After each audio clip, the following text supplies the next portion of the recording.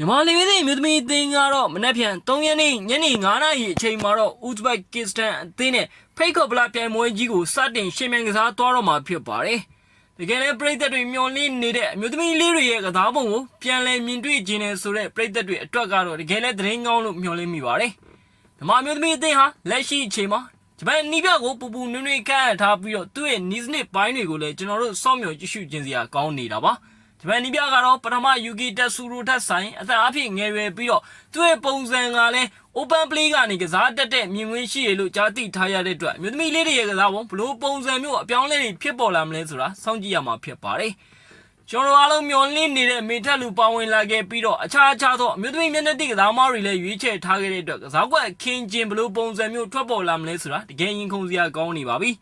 ရင်ဆိုင်ရမယ့်အသင်းတွေကလည်း Uzbekistan ထိုင်းအသင်းနဲ့3သင်းပတ်လည်ရင်ဆိုင်ရှင်မြန်ကစားသွားမှာဖြစ်ပါတယ်။ကိုယ့်မြေကိုပရိသတ်ရှိမှကစားရမယ့်ပွဲစဉ်ဖြစ်တယ်လို့မြန်မာမျိုးသမီးအသင်းဟာလည်းလက်ရှိချိန်မှာပရိသတ်အားပေးမှုအမြောက်များခိုင်မာရရှိထားတဲ့အသင်းတစ်သင်းလည်းဖြစ်ပါတယ်။မြန်မာမျိုးသမီးအသင်းကစားမတွေကလည်းလေ့ကျင့်မှုတွေကိုအကောင်းဆုံးပြုလုပ်ထားပြီးတော့သူတို့အနေနဲ့လက်ရှိရှင်ပြိုင်သွားမယ့်ဖိတ်ခေါ်ပလာပြိုင်ပွဲမှာဘူဆွဲထားဖို့လည်းရည်မှန်းထားပါတယ်။ပရိသတ်အားပေးမှုနဲ့ထိုက်တန်တဲ့ရလမျိုးယူဆောင်ပေးသွားမယ့်မြန်မာမျိုးသမီးလေးတွေရဲ့ပွဲစဉ်ကိုတော့မနက်ဖြန်ညနေပိုင်း9:00နာရီချိန်မှာ Uzbekistan အသင်းနဲ့စတင်ရှင်မြန်ကစားသွားမယ့်ပွဲစဉ်မှာကျွန်တော်တို့အားလုံးမျက်ဝါးထင်ထင်မြင်တွေ့ရတော့မှာဖြစ်ပါတယ်။လက်ရှိနေထားကိုသုံးသပ်ရမယ်ဆိုရင်တော့မေထက်လူကတော့တိုက်စစ်မှာဥဆောင်လာဖို့ရှိပါတယ်။ဝင်းသိန်းကြီးတုံးဟာသူ့ရဲ့ဒဏ်ရာပြဿနာအခြေအနေကြောင့်ပွဲစဉ်တွေကိုလွဲချော်ဖို့ရှိနေတယ်လို့လည်းသတင်းကြားထားရပြီးတော့အတိအကျကိုတော့ထုတ်ပြန်ထားခြင်းတော့မရှိပါဘူး။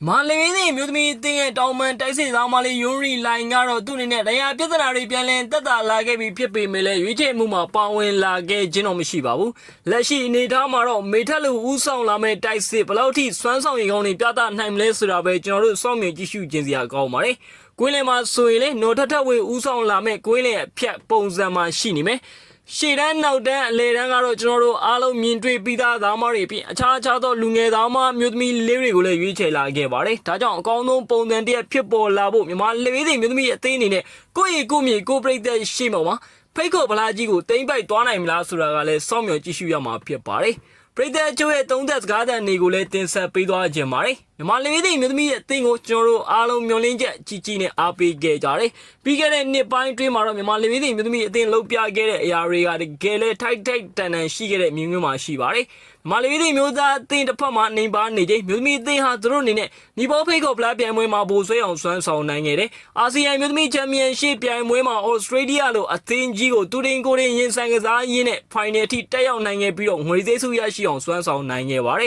။ဒါဟာမြန်မာလူမျိုးတွေမျိုးသမီးအသင်းလှုပ်ပြနိုင်တဲ့အကောင်းဆုံးအရာတွေလို့သုံးသပ်ခြင်းနဲ့ဆိုပြီးတော့ပြည်သက်ချို့ကသုံးသပ်ခဲ့ပါတယ်။ဂျပန်နီးပြကျုပ်တူဖြစ်တဲ့အကောင်းဆုံးပုံစံတွေရရှိထားတဲ့နီးပြကျုပ် Yuki Tatsuro နဲ့လမ်းခွဲပြီးနောက်ထပ်ဂျပန်နီးပြလူငယ်နီးပြတူကိုခန့်အပ်ပြီးတော့လက်ရှိချင်းကစားကွက်အခင်းချင်းဘလို့ပုံစံမျိုးထွက်ပေါ်လာမလဲဆိုတာပြည်သက်တွေအားလုံးရင်ခုန်စိတ်လှုပ်ရှားနေကြပြီဖြစ်ပါတယ်။မြန်မာလူမျိုးတွေမျိုးသမီးအသင်းရှင်ဆိုင်ရှင်ပြိုင်ရမယ့်အသင်း၃သင်းမှာတော့ Uzbekistan မြန်မာလူမျိုးတွေမျိုးသမီးအသင်းထိုင်းလက်ရွေးတွေမျိုးသမီးအသင်းတို့ပဲဖြစ်ပါတယ်။၃သင်းပတ်လည်ရင်ဆိုင်ရှင်ပြိုင်ကစားရမှာဖြစ်ပြီးတော့အမှန်များဆုံးအသင်းဟာ fake of ဖလားကြီးကိုတိမ့်ပိုက်သွားနိုင်မှာဖြစ်ပါတယ်။အဓိကထားရှင်ပြိုင်ရမယ့်အသင်းကတော့2တင်းလုံးလို့ပဲသုံးသပ်ရမှာဖြစ်ပါတယ်။ Uzbekistan အသင်းကိုကြည့်မယ်ဆိုရင်လည်းမျိုးသမီးတွေဖြစ်ပေမဲ့လည်းသူတို့မှာတကယ်ကိုမြင်မာတဲ့အရာမောင်းနေရှိတယ်။ခန္ဓာကိုယ်တောင်တင်းကြန့်ကင်ပြီးတော့မြန်မာလူမျိုးတွေမျိုးသမီးအသင်းနဲ့ရှင်တော်တော်လေးခန္ဓာကိုယ်နေထားထွားတဲ့အထင်မှာပါပါတယ်ပြီးတော့သူတို့ရဲ့ stamina ဘိုင်းနဲ့တက်လုံမိုင်းတွေကိုကျွန်တော်တို့စောင့်ကြည့်သတိထားဖို့လိုပါတယ်အဓိကကတော့ထိုင်းလက်ရွေးစင်မျိုးသမီးအသင်းမှာထိုင်းလက်ရွေးစင်မျိုးသမီးအသင်းနဲ့မြန်မာလက်ရွေးစင်မျိုးသမီးအသင်းကလည်းမဟာပြိုင်မဲ့အသင်းဖြစ်နေတယ်ဒါပေမဲ့ကျွန်တော်တို့တာရကတွေရှိခဲ့ပါတယ်ပြီးခဲ့တဲ့နှစ်ပိုင်းတုန်းကအာဆီယံမျိုးသမီးချန်ပီယံရှစ်ပြိုင်ပွဲမှာမြန်မာလက်ရွေးစင်မျိုးသမီးအသင်းဟာထိုင်းလက်ရွေးစင်မျိုးသမီးအသင်းကို semi final ရဲ့အဆင့်မှာအကောင်းဆုံးပုံစံနဲ့အနိုင်ယူကျော်ဖြတ်ပြနိုင်ခဲ့တဲ့ဆိုတဲ့တာရကတွေရှိနေတာဖြစ်ပါတယ်အဲ့ဒီကြောင့်ပဲထိုင်းလက်ရွေးစင်မျိုးသမီးအသင်းကတော့မြန်မာလက်ရွေးစင်မျိုးသမီးအသင်းကိုရှုံးကျွေးပြန်ဆက်ဖို့အတွက်အကောင်းဆုံးအနေထားနဲ့ပြင်ဆင်ထားတဲ့မြင်ကွင်းတွေကိုလည်းမြင်တွေ့ရပါတယ်Uzbekistan မျိုးသမီးအသင်းကလည်းလေ့ကျင့်မှုတွေနဲ့အတူအကောင်းဆုံးပြင်ဆင်လာခဲ့ပြီးတော့ဒီ၃သင်းရဲ့ကြိုးစားအားထုတ်မှုတွေကိုကျွန်တော်တို့မကြမီအချိန်တွင်းမှာမျက်ဝါးထင်နေမြင်တွေ့သွားရဖို့လည်းရှိနေပါတယ်။လက်ရှိမြင်ကွင်းမှာတော့ဂျပန်နီးပြကျုပ်ကတော့အခုလိုမျိုးသုံးသပ်ထားပါတယ်။ကျွန်တော်အနေနဲ့ကစားမတွေအားလုံးကိုလွတ်လပ်ကစားဖို့ပဲမှာကြားထားပါတယ်။ကျွန်တော်တို့တိုက်စစ်ဖွင့်ကစားမယ်။လိုအပ်ရင်လိုအပ်တယ်လို့ခံစစ်ကိုအသွင်အမြန်ကူပြောင်းပြီးကစားသွားမှာဖြစ်ပါတယ်။ဒါကြောင့်ပြည်သက်တွေ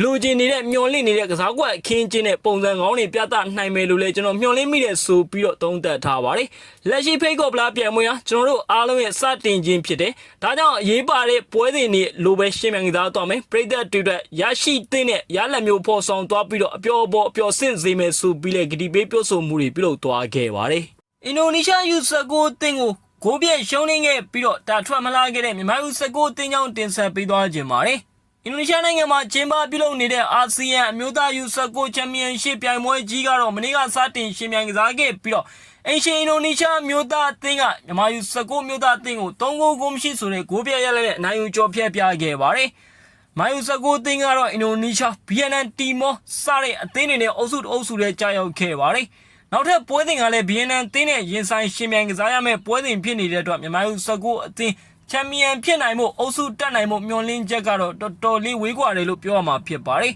။အင်ဒိုနီးရှားအသင်းရဲ့ကစားပုံကိုကျွန်တော်တို့အားလုံးမနေ့ကကြည့်ရှုခဲ့ရတဲ့ပုံစံကိုပြောရမယ်ဆိုရင်တကယ်ကိုကြစ်လက်တယ်မာကျော်တယ်လှိမ့်မြန်မှုရှိပါတယ်။ဒါဟာအသင်းကောင်းတစ်သင်းမှာရှိတဲ့ရှိတိုက်တဲ့မြင်ကွင်းဖြစ်ပါတယ်။မြန်မာဥစကိုအသင်းရဲ့လာမလေးတွေရဲ့ကစားပုံဟာအနေငယ်ကြောင်းရုံစိတ်တွေစိုးရိမ်စိတ်တွေမြင်မာနေတဲ့မြင်ကွင်းမှာရှိတယ်။နောက်တန်းနဲ့ဂိုးသမားတွေအမားများတယ်။နောက်တန်းနဲ့ဂိုးသမားအမားကပဲတွင်းကိုများစွာကိုပေးခဲ့ရတဲ့မြင်ကွင်းတွေကိုမြင်တွေ့ရတာပါ။ဒါရီယာစုပွဲမှုအားနဲ့ချင်းကြောင့်လားလေ့ကျင့်မှုမပြေဝချင်းကြောင့်လားဆိုတာကတော့ပြန်လဲသုံးသပ်ရမယ့်အနေအထားမှာရှိနေပါတယ်။မနေ့ကပွဲစဉ်မှာအင်ရှင်ပရိသတ်ကတော့သူတို့အသင်းယူဆကိုအသင်းပဲဖြစ်နေပါသေးလူကြီးအသင်းပဲဖြစ်နေပါသေးလူငယ်အသင်းပဲဖြစ်နေပါသေးအင်တိုင်းအားလိုက်လာရောက်အားပေးခဲ့တဲ့မြင်ကွင်းကိုလည်းမြင်တွေ့ရသလိုကလေးတွေရဲ့ကြိုးစားအားထုတ်မှုကိုလည်းမြင်တွေ့ရပါတယ်။အင်ဒိုနီးရှားအမျိုးသားယူဆကိုအသင်းကတော့ရှေ့တန်းနောက်တန်းအလဲဂိုးသမားကစကြစ်လက်သေးတတ်တဲ့ပုံစံမှာရှိနေပြီးတော့မြန်မာလက်ရည်သိမ်းမျိုးသားယူဆကိုအသင်းကိုတုံ့မှမလုံနိုင်အောင်အကောင်းဆုံးပုံစံနဲ့ကစားပြသွားတဲ့အနေအထားမှာရှိခဲ့တာဖြစ်ပါတယ်။မြန်မာယူဆကိုအသင်းကတော့ကစားပုံတည်ဖို့ကြိုးစားရင်းနဲ့ပဲတစ်ဖက်ကအင်ဒိုနီးရှားအသင်းရဲ့တံမြန်တိုက်စစ်တွေ